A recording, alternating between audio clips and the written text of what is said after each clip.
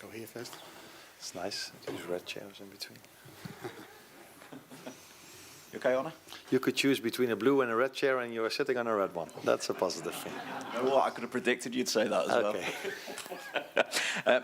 Arne, obviously the written reasons have come out from the FA today regarding your touchline ban. There is a discrepancy between what you're accused of saying and obviously what you say you said.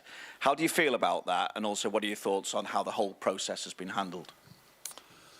I think what I've said also in the written report, and I can say this one more time, that the moment it happened, I was quite emotional for everything what had happened in the last 7 or 8 minutes, and maybe during the whole game. And I chose to go on the pitch instead of staying calm, stay inside, and then talking to the referee, to Michael.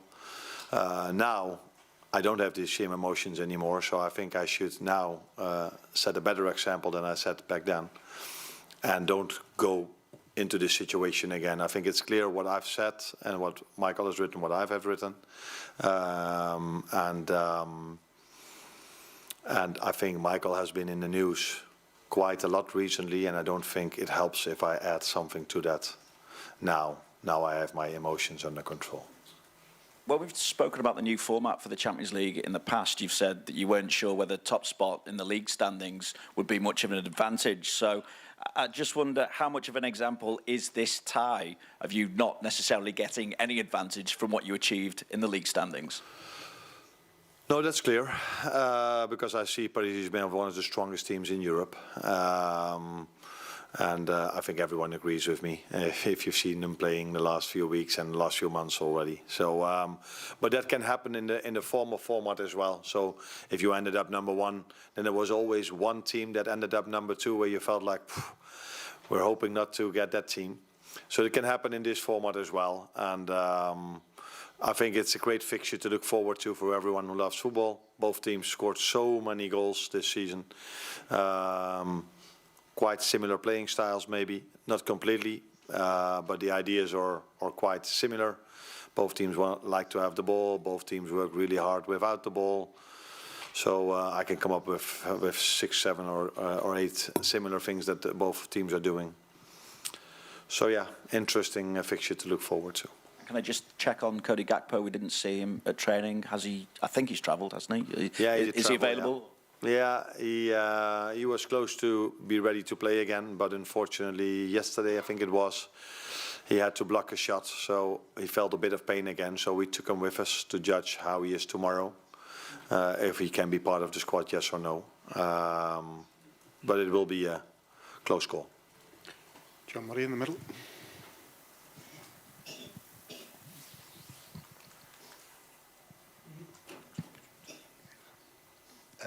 Hi, Arne. Do you feel, because of the form that PSG are in, that you have got the toughest draw that you could have got?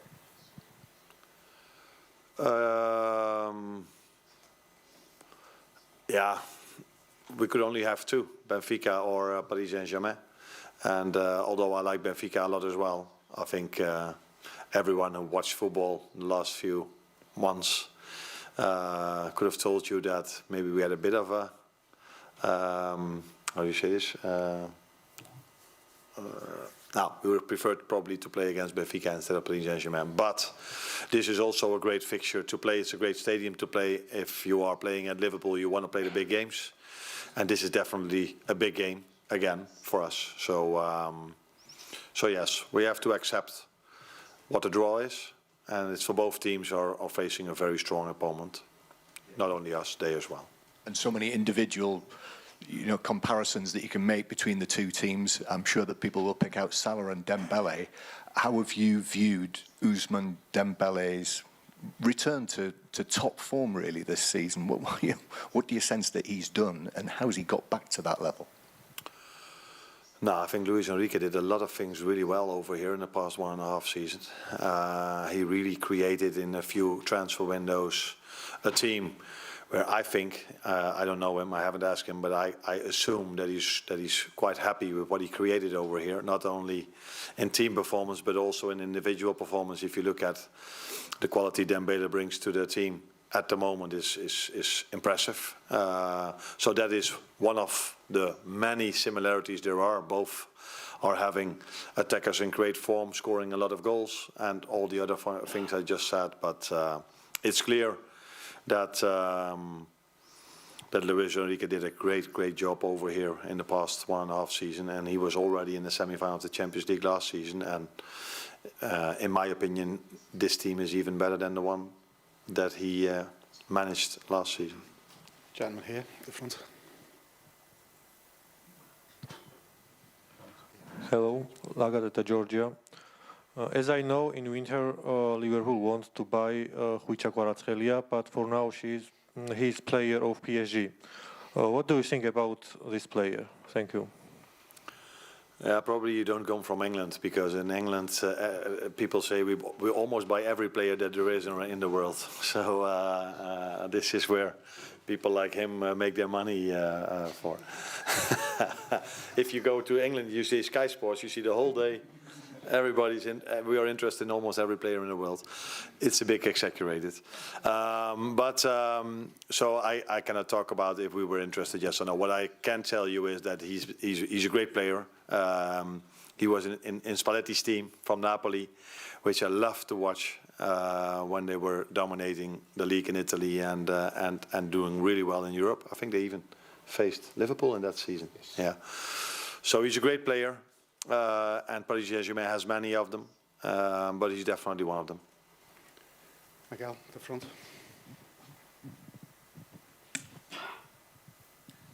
Hi Arne, has anyone spoken to you about, or have you read much on Joe Fagan? In his first season at Liverpool, he won a treble of League Cup and Champions League.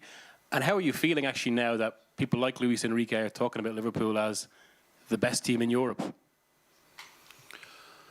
The first thing, my thoughts are not so much on these kind of things, because my thoughts are on Paris Saint-Germain. And if we finish this game, it's about Southampton. If we finish that one, it's again on Paris Saint-Germain. The good thing this week was, it was the first time that we had a bit more time than all the other games we've played, because normally there were only 2 or 3 days in between.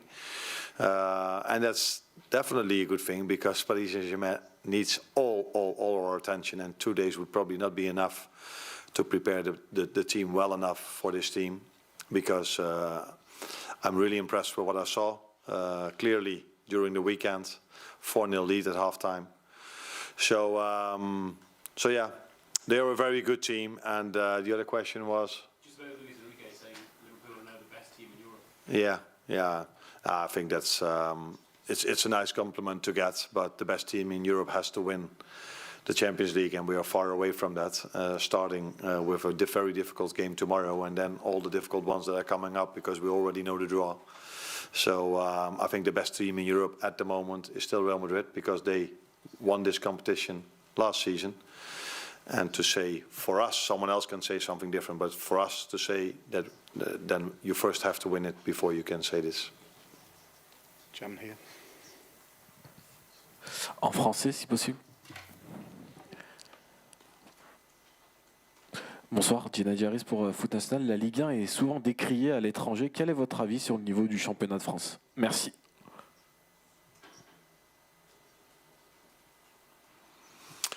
Yeah, that I don't understand, because I rate the French league quite high, because I've played quite a lot against French teams. I don't know why it is. Maybe I think they are maybe even better than some other leagues, but history-wise, these leagues get a lot of attention. I'm not going to name them, because that wouldn't make me popular in some other countries. But it's clear that French teams have done well in the past, and the French national team is, of course, one of the best national teams there are in the world. And Paris Saint-Germain is, apart from the French league being here, Paris Saint-Germain is over there. So the French league in general, but Paris Saint-Germain for sure deserve a lot of credit for what they're doing in France, but also in Europe. One at the front here.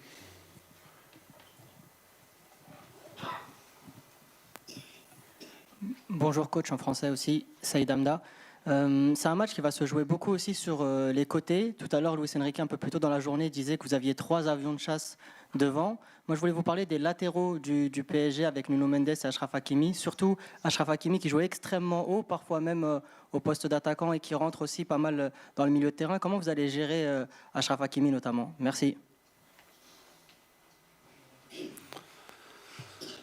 Yeah, I did read that Luis Enrique said that we had 3 players that were really fast up front. And again, I see a similarity because Barcola, if I pronounce his name correctly, and Dembele are also not slow. They are very, very, very, very fast as well, Kvaratskhelia. So, and then there's maybe their 4th attacker, which is Hakimi, because he's playing as a fullback, but he's all the time going up and down, up and down, up and down.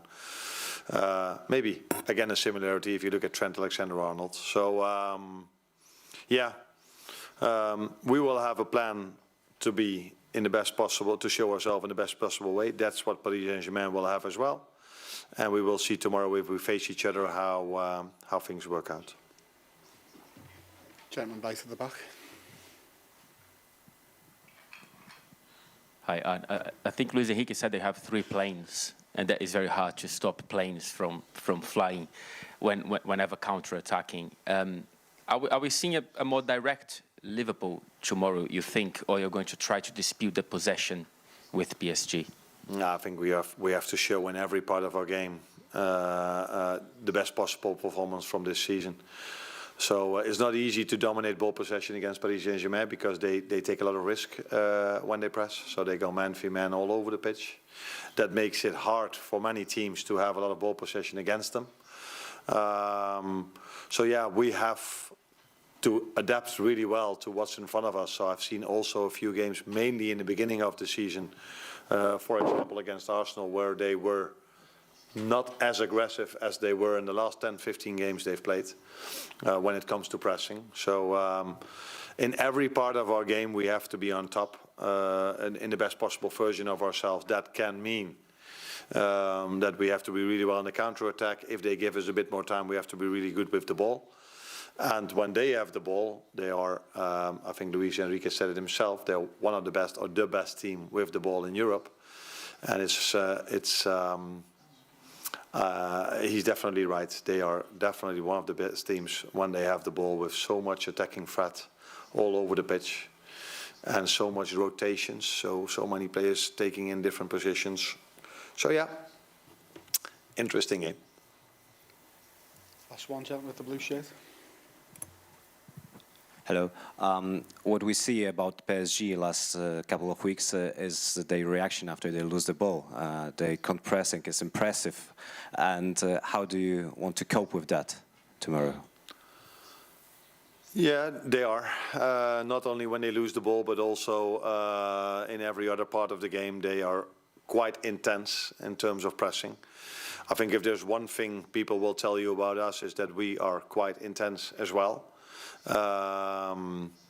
Maybe not always going man-for-man all over the pitch like Paris Saint-Germain does, but we like to press aggressive, and if we lose the ball, do the same as also. So, yeah, it's so difficult to judge before the game because, okay, they've played Lille, we've played Lille. They were already 4-0 at half-time. I think we were 1-0 at half-time, so that tells you how strong they are, but you cannot compare teams by that. So tomorrow we have to wait and see if they will be on top of us, and if they are, we have to suffer and we have to be like we were against City. Or hopefully we can hold the ball very well and we can play the similar style we've played for all the other games except for the City one. And that's us dominating ball possession. We will see tomorrow what the game will bring us. Thank you, everyone. See you tomorrow.